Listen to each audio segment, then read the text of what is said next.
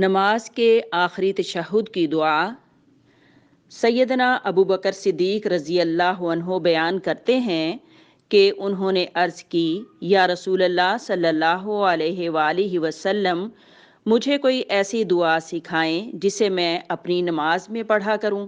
تو آپ صلی اللہ علیہ وآلہ وسلم نے فرمایا، کہو، اللہم انی ظلمت نفسی ظلما کثیرا ولا یغفر الذنوب الا انت فاغفر لی مغفرة من عندک وارحمنی انک انت الغفور الرحیم۔